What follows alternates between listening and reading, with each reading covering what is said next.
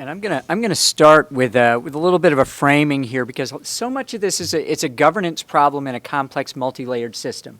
We've got the federal role, the state role, and the local role, and often we are asking, now I don't want to negate the importance of certainly any system that's concerned with equity across all children under the umbrella of all national policy in the United States has to consider equity across the kids within districts. Now most districts in this country don't have more than 3 schools, but most kids do attend districts that have multiple schools. The within district issue is an important piece of the policy, therefore comparability regs and stuff like that. That all matters. I don't want to negate that, but I want to put it into context here.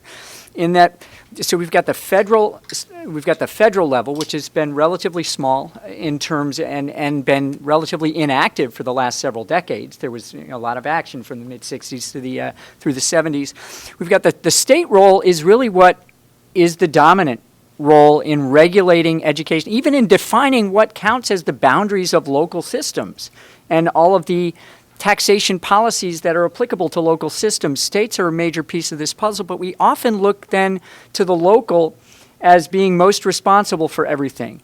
And there's some things that the local systems, local public school districts, local education agencies, some of the problems that can be addressed at that level, and others that really can't so well. Yes, they can address the inequities across their schools within district, but for the most part, we don't have rich and poor schools within districts. We have rich and poor districts. The delineations between and across districts are much greater, and some of what you're going to see in my slides are revealing that. And we have the greater funding disparities that are across districts, and that is subject to state policy for the most part.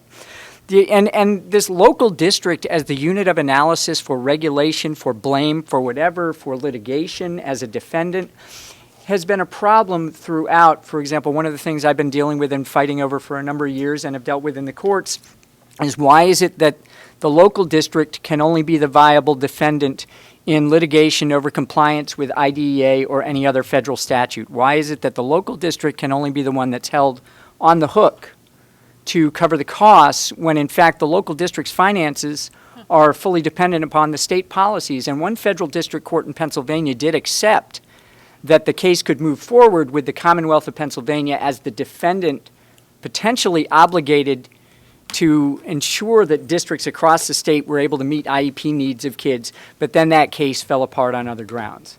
So, the idea that the local district is the level of governance that can solve compliance with federal statute, regardless of whether the state provides it sufficient funding, that can solve within district equity, that can reshuffle. I have an article a few years ago, the title of which is Rearranging Deck Chairs in Dallas.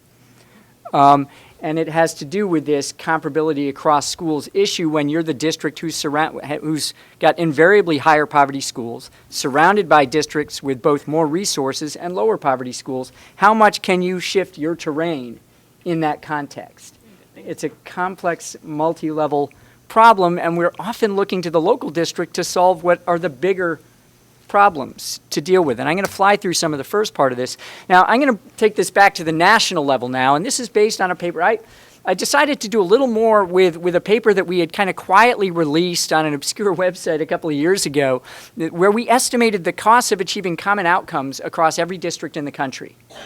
And I hadn't really thought much about it since. How could I relate this to federal policy in resolving the inequities or redesigning a whole new federal policy to target aid to where it's needed, until I was in a meeting a couple of months ago, and someone sitting around the table, brought up that paper. Someone had actually read it. Ari had read the paper and said, well, there's this really neat framing in this obscure paper. And I was like, someone got it.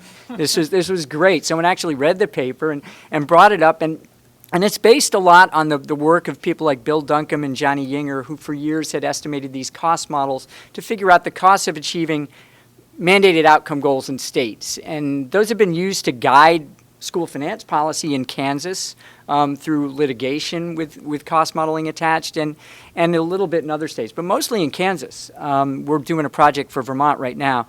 But when we think about national policy and these big proposals like what Elizabeth Warren came out with the other day, one of the reasons why I wanted to start addressing this issue is we often hear political leaders talk about how do our scores compare nationally against other countries. We have 50 widely varied systems. The state variation from state to state is huge. The only level of government that can start tackling that is the one step up from there, the federal government. We have 50 widely varied systems. 90% of the money is coming from state and local sources. Some states stack up just fine in international comparisons. New Jersey, Massachusetts, Vermont, a lot of places do fine against Finland, Singapore, wherever. There are other states that don't.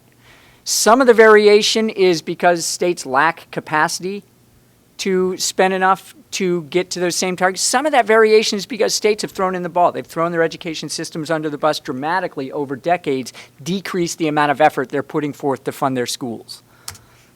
So these systems, state systems, vary dramatically in their capacity, in their effort. This is really important, and this is why I like what I've been hearing, and it's along those supplement, not supplant lines. But I've been hearing more in this conversation in the new proposals about increasing federal funding, that we need to make sure that states in the aggregate put up sufficient effort. If we gave them this much more money, are they just going to take it as tax relief? Basically, are they just going to significantly reduce the amount they themselves are putting up? Much in the same dynamic we see when states increased aid to local schools. Local school districts would try to take a portion of that as tax relief unless we put on them a hard minimum. And it was easier because states define the jurisdictional boundaries of local districts. They define local tax policy. As a matter of state policy, states can embed in their policy hard minimum tax rates. Hard to see how the feds can necessarily step up and do the same with like a hard minimum proportion of gross state product or aggregate personal income.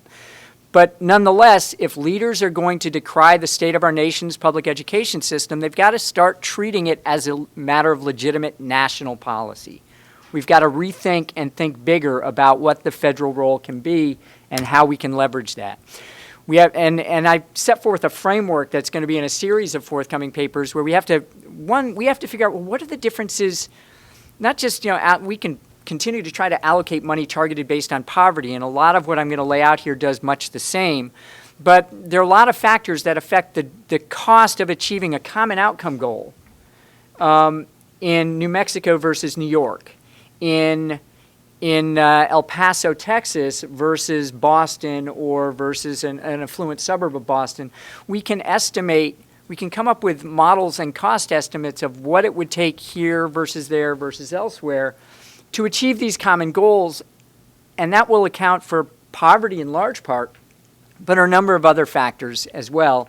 And we can base a new federal aid program on these targets that try to figure out, well, what's the cost of getting where we need to go?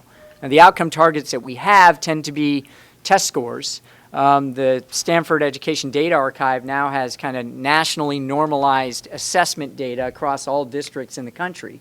Even though we don't have common tests across all districts, we had a movement in that direction with the consortiums, but we never got very far on that. But we do have some measures that let us do some of this kind of modeling and target setting. So then from there, I just want to talk about that we would want to have some kind of minimum effort requirements on states, and we'd want to then figure out, well, what's the additional amount of federal aid that would be needed to even get all districts up to kind of prior year national average. That's what this original report I had out, which was called Shame of the Nation. And some of the data from that report are embedded in schoolfinancedata.org, which is a project in collaboration with the Shanker Institute, where we put all these data out there on kind of comparing state school finance systems, including these cost estimates. My speed facts first. Education spending adjusted for maintaining competitive wages over time is relatively flat, hit its peak about a decade ago. Effort. The proportion of personal income spent on public education over time is not yet, it hit a peak when personal income dipped at the recession, and then it went down since, and it's kind of flattened out, but it's not rebounded to even the levels it was at in the mid-2000s. We haven't really thrown a whole bunch of additional staff per 100 pupils into schools for a decade. That peaked 2009. We're back at about where we were in the early 2000s. The teachers' wages as a proportion of similarly educated non-teachers is at a low since the early 1990s, which was a particularly kind of tough labor market time for kids coming out of bachelor's degree programs. Happy to share these. I tweet storm this series of graphs all the time. But I'm happy to share them there in your packet.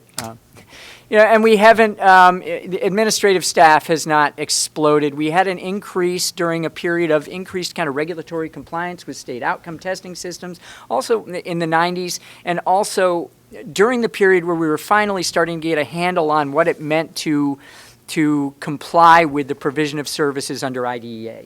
So we start to see some administrative increases in the mid-2000s. That's relatively flat for a couple of decades now, too, even in administrative wages per pupil and as a share. So that stuff's not going haywire. Staffing benefits continue to creep upward, which is a tricky piece of the puzzle.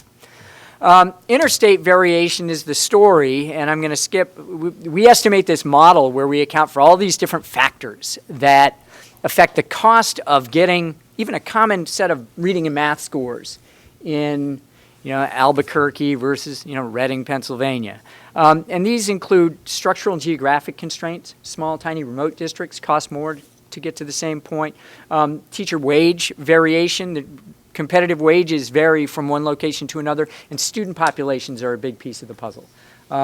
We also have measures that adjust the poverty income thresholds based on regional differences that are underlying. So there's a whole lot of complicated, messy stuff under this model and full technical documentation in the original report and in a forthcoming report.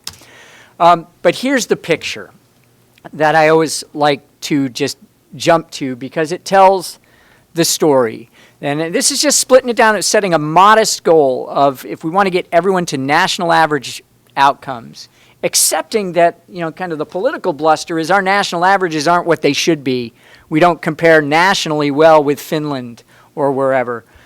Here, on the upper half of this, the deeper greens are districts and states spending more than needed to achieve national average outcomes. It's going to be about half, right? And the deeper reds are districts spending less.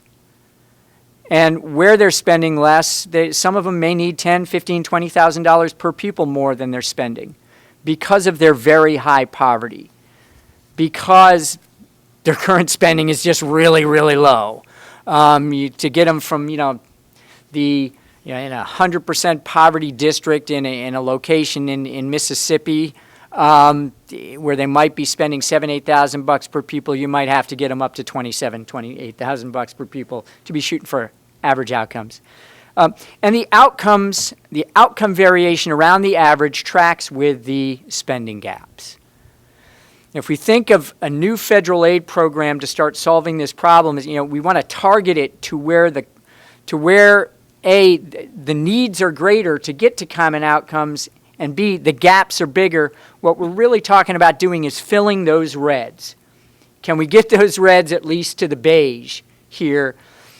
But it's going to be two parts. Some of those reds are because the states have just thrown in the towel on effort over time. Some of those reds are because the states simply can't afford to do it on their own. Now, the gaps forecast out are big, but they're similar to some estimates other people have come up with. To get to close California's gaps is going to be over $30 billion, but California's gaps are huge. A friend of mine, Jesse Levin, in his report, Getting Down to Facts 2 for California, came up with about $26 billion. In 2017, I'm looking at, $35 billion in 2021. Our numbers start to track pretty well, even with the Kirwan Commission reports for Maryland, when you start adding them up. And I have a summary paragraph that explains that in a future paper. Some states, you got, $6,000 per pupil below what they need to be spending to get to average outcomes. I always talk about, when I'm talking to groups of state leaders and stuff, or teachers and administrators in state, everyone wants to declare, oh, we're last, we're the worst. And I always have to point out, are you from, first thing I have to ask is, are you from Arizona? Because Arizona's last. And Arizona is so often last in so many of the reports that I do. So they hold that, I think they hold that here as well for the biggest per pupil gaps. And it's largely because of their lack of effort, not because of their lack of capacity. The other thing something that gets lost in maps is that smaller spaces tend to have more people. So I just wanted to do a zoom in here and look at, there's Philadelphia. The surroundings of Philly are all spending way more than they need to get national average outcomes. Philly is way below what it needs to get to national average outcomes. Actually, Reading and Allentown, which are out to the northwest there, Reading is even bigger gap than Philly. Hard for Reading, Allentown, and Philly to really resolve their, the bigger equity problem here is between districts. Fixing comparability within, across schools within Philly, I'm not going to minimize its importance. It should be done, but it's not going to solve the bigger problem. Creating comparability across schools within Reading, which I think is the one below or the deeper red one out to the left.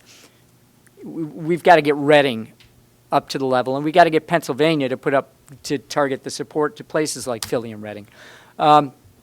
This is just kind of different visualizations of Pennsylvania districts with their spending gaps and outcome gaps against the backdrop of all districts around the country. Other states, we can go back to cities. Baltimore City is at over $5,000 per pupil gap,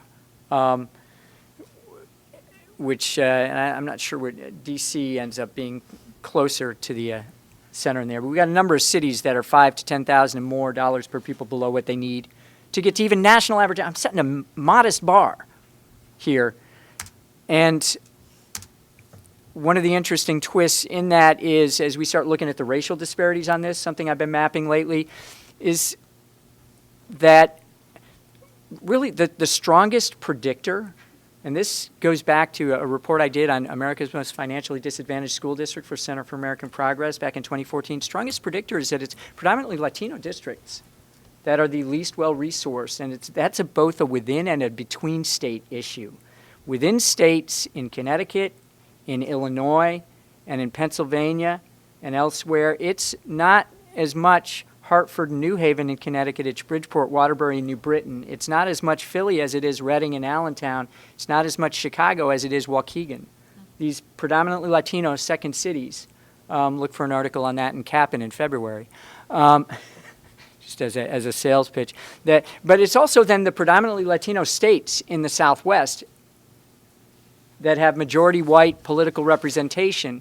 And there's a long kind of poli-sci lit around kind of differentiation between political leadership and those served by public services and expenditures on them that are most disadvantaged. In the lower left quadrant, there's less than adequate funding and lower than average outcomes districts. Those are nationally 38% Latino, which is a sizable, compared to a national average of for the upper right quadrant, 13%.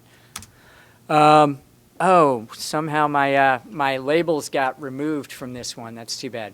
This lays out the relationship between states' effort, the percent of aggregate income spent in states, and whether or not they're above or below the adequacy line or how far they are. We can guess who's way down in the lower left with the lowest effort and way below what they need to spend to get to the, who's in the lower left?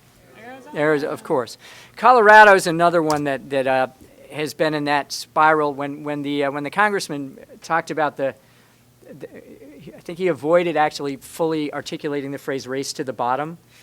But this is one of those examples of the race to the bottom, Arizona and Colorado. Colorado constrained by constitutional tax and spending limitations, and Arizona just choosing not to spend on schools.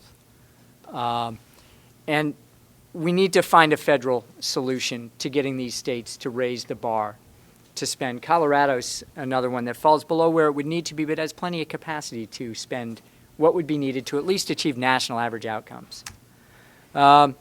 Filling the gaps, if we forecast out to 2025, to fully close the gap by 2025 would be $176 billion, also forecasting out what the target is. But if half of that's coming from the states, if half of it's by increasing their effort, we're now back to a number that aligns almost with Warren's proposal. And who threw out a $94 billion figure the other day? Where'd that come from? Somebody. Someone did, yeah. There's an 85 to 9. Some of these figures that people are talking about for increasing the federal aid could be moved in this direction if we can get the states to put up their share. If we can somehow leverage Arizona to do its job, but also leverage Pennsylvania to target money to Philly, Allentown, and Reading Connecticut that spends more than enough to achieve average outcomes to get some of that money to Waterbury and New Britain. I believe the congresswoman who represents and has her offices in Waterbury is also a former teacher, Johanna Hayes. So states are going to have to carry a significant share of the cost. Feds have to place pressure on states to not only improve overall effort, but to target resources and to ensure that statewide systems are progressive. But you also got to make sure that no one's getting left out of that progressiveness. In the reports I'd been doing for years on kind of mapping progressiveness of state systems, Connecticut looked progressive because of the magnet school money going into Hartford and New Haven, but that totally missed the Bridgeport, Waterbury, New Britain problem. So that's my end point. Probably went a little over, but I think we got a little time. Thank you.